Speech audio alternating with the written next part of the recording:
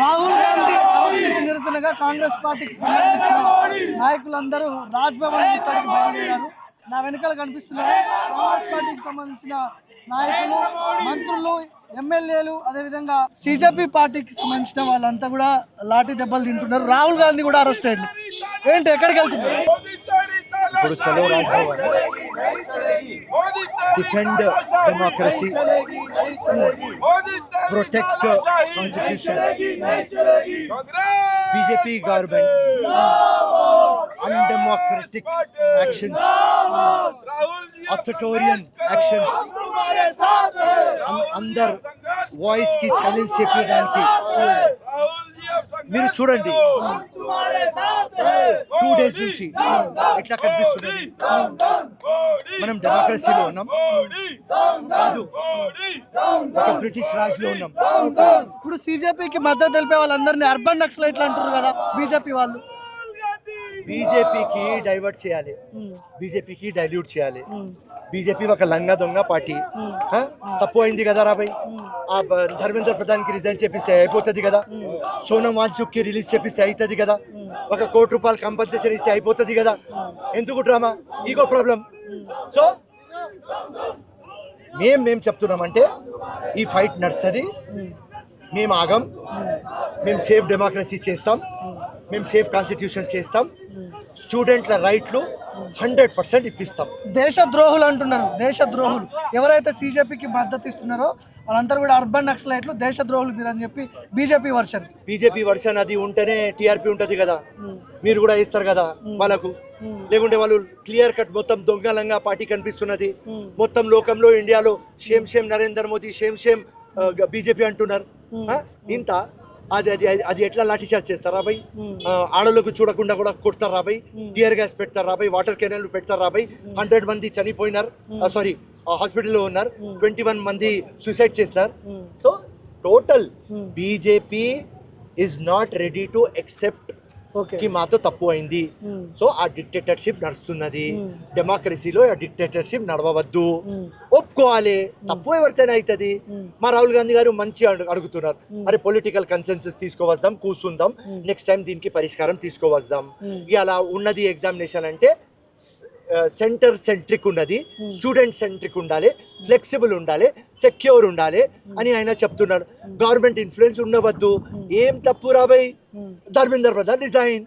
Okay, resign చేస్తే problem solve అయిపోతుందా? Dharmendra Pradhan resign, political consensus, stakeholder కు కూర్చోపెడదాం, దానికి పరిష్కారం తీసుకువద్దాం. That's all. ఇప్పుడు సిజెపికి మద్దతు ఇచ్చిన మీలాంటి వాళ్ళందరినీ రెచ్చగొడుతున్నారు, సిజెపిని విద్యార్థులను రెచ్చగొడుతున్నారు అని చెప్పి బీజేపీ మాట్లాడుతుంది. విద్యార్థులకు అన్యాయం చేస్తున్నారని, వాళ్ళకు జంతువులాగా చూస్తున్నారని ఆ బాధతో మేము రోడ్డు మీద ఉన్నాం. ఓకే, రాహుల్ గాంధీ కూడా అదే చెప్తున్నారు. ఇప్పటి నుంచి చెప్తలేడు, 6 months నుంచి చెప్తున్నారు. ఓకే, నిన్న ఈ మొత్తం చూసుకొని ప్రధానమంత్రి ఇంటికి పోయినాం. ఎందుకంటే ఎప్పుడు దాకా కూడా ప్రధానమంత్రికి అర్థమవుతుంది అని. ఇప్పుడు ఆ తర్వాత కూడా ప్రధానమంత్రికి అర్థం కాకపోతే రోడ్ల మీద ఉంటాం. 100% సేఫ్ డెమోక్రసీ, సేఫ్ కాన్స్టిట్యూషన్ చేస్తాం. ఇప్పుడు మోడీ ఇంటి ముందు ధర్నా చేసినందుకే బీజేపీ వాళ్ళు కూడా, తెలంగాణ బీజేపీ ఈరోజు ర్యాలీ చేస్తున్నారు. రాంపల్ ఎగ్జిబిషన్ గ్రౌండ్ నుంచి వాళ్ళు ముందుకు వెళ్తున్నారు. బీజేపీ ఎప్పుడు ఒక పాయింట్ మీరు గుర్తుపెట్టండి, బీజేపీ ఎప్పుడు డైవర్ట్ అండ్ డైల్యూట్ చేస్తుంది. ఇప్పుడు ఈ ఇష్యూకి కూడా డైవర్ట్ అండ్ డైల్యూట్ చేయాలి. అదే డైవర్ట్ అండ్ డైల్యూట్ చేస్తున్నారు. ఓకే, ఇప్పుడు మీరు రాజ్భవన్కి వెళ్తున్నారు, ఎందుకు వెళ్తున్నారు? ముట్టడించడానికా, నిరసన తెలపడానికి వెళ్తున్నారా, ఏంటి అసలు? రాజ్భవన్కి పోతున్నాం చెప్పడానికి వీళ్ళ అన్డెమోక్రటిక్ యాక్షన్స్. ఓకే, అండ్ మా డెమోక్రసీకి మేము డిఫెండ్ చేయాలి అండ్ కాన్స్టిట్యూషన్ కి సేఫ్ చేయాలి. ఓకే, ఆ బాధ్యత గవర్నర్ది. సో ఇక్కడ నుంచి మెసేజ్ ఢిల్లీ పోవాలి, దానికోసమే మేము వస్తున్నాం. ఇందిరా శోభన్ గారు ఉన్నారు నాతో పాటు. మేడం, రాజ్భవన్కి వెళ్తున్నారు, ముట్టడి చేయడానిక ప్రొటెస్ట్ నిరసన ఏంటి అసలు? దేశ భవిష్యత్తు విద్యార్థి చేతిలో ఉన్నది, యువత చేతిలో ఉన్నది. దేశంలో పేపర్ లీక్ అవుతుంటే దున్నపోత మీద వాన ఉడిచినట్టుగా నరేంద్ర మోదీ గారు స్పందించకపోతే ఏం చేయాలా? పార్లమెంట్ స్టార్ట్ అయ్యి పార్లమెంట్ లో చర్చ చేయమంటే చర్చ చేయకపోతే ఏం చేయాలా? ఇవాళ ప్రధాన ప్రతిపక్ష నాయకుడిగా రాహుల్ గాంధీ గారు విద్యార్థికి యువతకు భరోసా ఇచ్చే విధంగా నిన్న నరేంద్ర మోదీ గారిని అట్లీస్ట్ పిల్లనైనా ముట్టడిస్తేనైనా ఆయన ఇంటికి వెళ్ళి చెప్తేనైనా ఆయనకు అర్థమవుతుందన్న ఉద్దేశంతో వెళ్ళారు. డెమోక్రసీలో ప్రశ్నించే హక్కు అందరికీ ఉన్నది, ఇవాళ ప్రొటెస్ట్ చేసే రైట్ అందరికీ ఉన్నది. అదే కాంగ్రెస్ పార్టీ ఉపయోగించుకుంది. అది వదిలేసి రాజకీయాల పేరుతో రాజకీయాలు చేస్తున్నటువంటి నరేంద్ర మోదీ గారికి ఇవాళ దేశ భవిష్యత్తు కన్నా యువత కన్నా అన్నింటికన్నా మీకు ఏది ఇంపార్టెంట్ అంటే మీకు రాజకీయాలు ఇంపార్టెంట్. మీరు పెదవి విప్పుతలేరు కాబట్టి ఇవాళ దేశ ప్రజలు రాహుల్ గాంధీ గారి యొక్క నాయకత్వాన్ని నమ్ముతున్నారు కాబట్టి రాహుల్ గాంధీ గారు మీకు నేనున్నా आप डरो मत, हम आपके साथ हैं, हाथ आपके साथ है, वो बात बोल रहे हैं. అంటే సిజేపీకి మద్దతు ఇచ్చిన వాళ్ళందరినీ అర్బన్ నక్సలైట్లు అంటున్నారు, దేశ ద్రోహులు అంటున్నారు. ఏంటిది? సిజేపీ అనేది రాజకీయ పార్టీ కాదు. సిజేపీ అనేది ఒక నిర్బంధంతో పుట్టినటువంటి ఉద్యమ నాయకత్వం. ఆ నాయకత్వంలో వాళ్ళు ప్రశ్నిస్తే నీకు సోయలేదు. అందుకని రాహుల్ గాంధీ గారు ఎల్ఓపి నాయకుడిగా ఇవాళ వాళ్ళకి భరోసా ఇచ్చే విధంగా ముందుకు అడుగులేస్తున్నాడు. అది ఎలా తప్పు అవుతుందని అడుగుతున్నాం మేము. ఇవాళ నీ పక్కన నీ సంఖ్యలో పెట్టుకున్నటువంటి ఎడ్యుకేషన్ మినిస్టర్ ఎందుకు తప్పు జరిగిందో అడుగు, ఎందుకు రాజీనామా చేస్తలేదో అడుగు. దానికి నైతిక బాధ్యత వహించాల్సింది మీరు కదా, మీ ప్రభుత్వం కదా. అది వదిలేసి ఇవాళ యువత భవిష్యత్తు నాశనం చేసేటువంటి హక్కు మీకు ఎవరిచ్చాడు అంటున్నాం. ప్రధానమంత్రి గారు స్పందించలేరు, కనీసం రాజ్భవన్ లో గవర్నర్ గారైనా స్పందిస్తారేమో.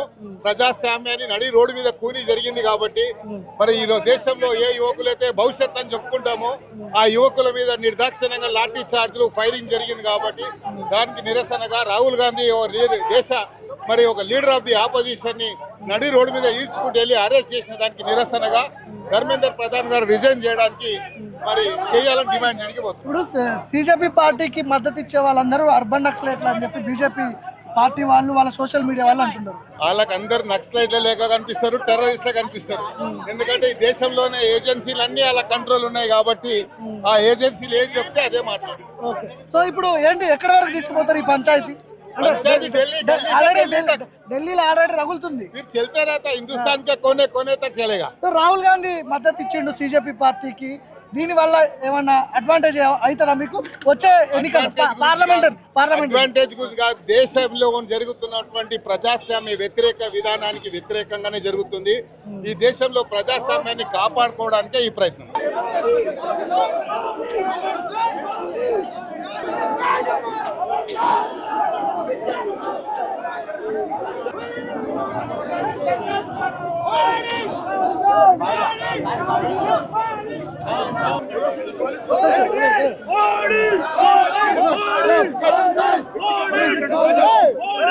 రాహుల్ గాంధీ గారి సమక్షంలో ప్రధాని కలిసి వాస్తవాలు చెప్పాలంటే రాహుల్ గాంధీని కూడా కలిసిన పరిస్థితి లేదు.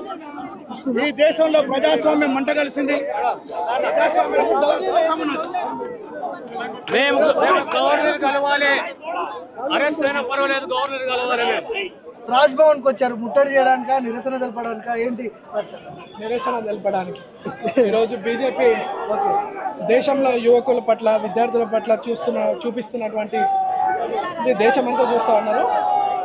ఇది కేవలం యువకుల మీద విద్యావంతుల మీద దాడి కాదు, దేశ భవిష్యత్తు పైన దాడి. ఇది విద్యార్థుల మద్దతుగా ఈరోజు మా నాయకుడు రాహుల్ గాంధీ గారు వాళ్ళకి సపోర్ట్గా పీస్ఫుల్ ప్రొటెస్ట్ చేస్తే ఎలా రాహుల్ గాంధీ గారిని ఈడ్చుకెళ్ళారో మీరు అందరు చూస్తూ ఉన్నారు. రాహుల్ గాంధీ గారు ఏవైతే డిమాండ్స్ పెట్టినారో ఆ డిమాండ్స్కి మద్దతుగా విద్యార్థులకు సపోర్ట్గా మేము ఈరోజు మా అధ్యక్షులు పిసిసి అధ్యక్షులు మహేష్ అన్న గారి ఆధ్వర్యంలో ఇక్కడికి వచ్చి రిప్రజెంటేషన్. ఇప్పుడు సిజేపీకి సపోర్ట్ చేసే వాళ్ళందరినీ దేశద్రోహులు అంటున్నారు. దేశద్రోహులు అంటున్నారు. పొజిషన్ పార్టీస్ అవన్నీ అంటూ ఉంటారు కానీ దట్ ఈస్ నాట్ కరెక్ట్. ఇది పబ్లిక్ మూవ్మెంట్. విద్యార్థులు ఎక్కడైతే బీజేపీ పరిపాలన చేస్తుందో దాదాపు 100 పైగా ఈ 10 సంవత్సరాలు 100కు పైగా పేపర్ లీక్స్ అయ్యడం జరిగింది. దానివల్ల కోట్లాది మంది యువకుల పైన ఎంతో వాళ్ళు కష్టపడిన టైం వృధా అయింది, తల్లిదండ్రుల సాక్రిఫైస్ వృధా అయింది. ఇదంతా కూడా పబ్లిక్లో మూవ్మెంట్ వచ్చింది. దీనంతా కూడా ఎడ్యుకేషన్ సిస్టమ్ని ప్రాపర్ వేగా చేయాలనే ఉద్దేశంతోనే దేశ ప్రజలందరూ కూడా ఈ రోజు ధర్మేంద్ర ప్రధాన్ రాజీనామా చేస్తే సొల్యూషన్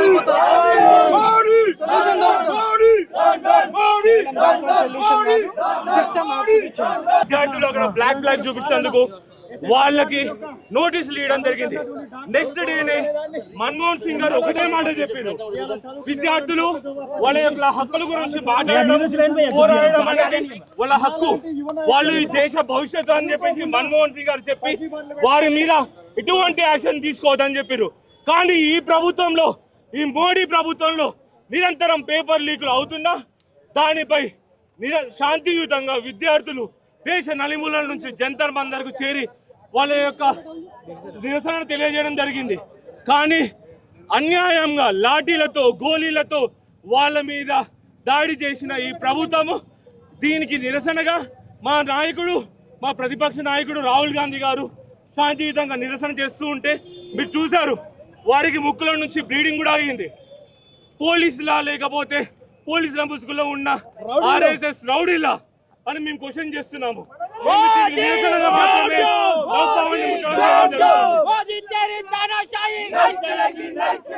ఎగ్జాక్ట్గా మనం రాజ్ భవన్ ముందు ఉన్న మొత్తం బారిగేట్లతో క్లోజ్ చేసిర్రు. రాజ్ భవన్ ముందు ఎంట్రన్స్, అక్కడేమో కాంగ్రెస్ పార్టీకి సంబంధించిన నాయకులు, కార్యకర్తలు, ఎమ్మెల్యేలు, మంత్రులు, సో వాళ్ళందరినీ కూడా అక్కడే దాదాపు ఒక 500 మీటర్స్లో అరెస్ట్ చేయడం జరిగింది. సో వాళ్ళందరూ ఇక్కడికి వచ్చే ప్రయత్నం చేస్తున్నారు. ఆల్రెడీ ఇక్కడ థ్రెడ్స్తో, బారిగేట్స్తో పోలీసులందరూ కూడా ఇక్కడ అడ్డుకునే ప్రయత్నం చేశారు. అక్కడ ఆల్రెడీ కొంతమందిని అడ్డుకున్నారు.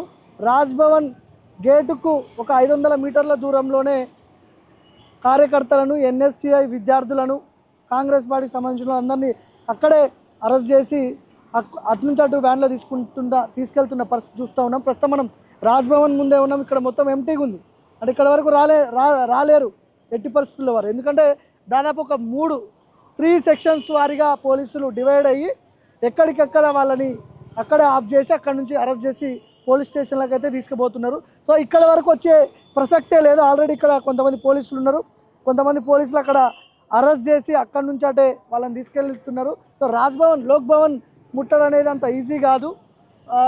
ఎందుకంటే దేశంలో ఉన్నటువంటి అత్యున్నత భవనంగా రాజ్ భవన్ని పిలుచుకుంటాం మనం.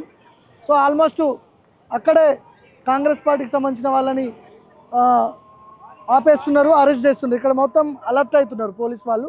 అక్కడి నుంచి మొత్తం ఈ రాజ్ భవన్ రోడ్ మొత్తం బ్లాక్ చేశారు. ఎట్లాంటి వాహనాలు పోకుండా ఇక్కడే బ్లాక్ చేసి వెహికల్స్ కూడా వెళ్ళనీయకుండా బ్లాక్ చేయడం జరిగింది. సో అక్కడే పార్టీ కార్యకర్తలందరినీ కూడా అక్కడే అరెస్ట్ చేస్తున్న పరిస్థితి చూస్తూ ఉన్నాం.